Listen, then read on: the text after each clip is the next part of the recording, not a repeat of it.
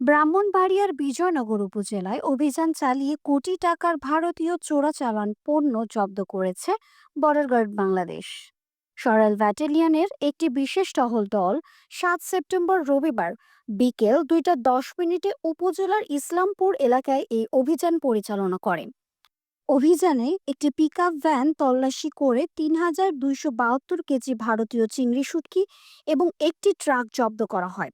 জব্দকৃত মালামালের আনুমানিক মূল্য 1,33,16,000 টাকা।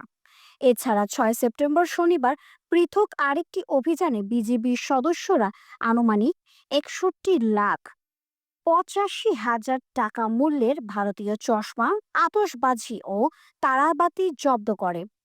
একই অভিযানে আরও 66,950 টাকা মূল্যের 123 বোতল ইস্কাফ, 6 বোতল মদ ও 23 বোতল বিয়ার আটক করা হয়।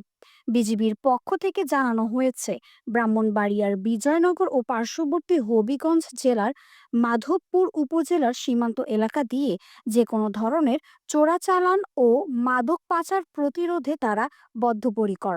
চোরাচালান রোধে ভবিষ্যতেও এই ধরনের অভিযান অব্যাহত থাকবে বলে জানিয়েছে সরাইল ব্যাটালিয়ন।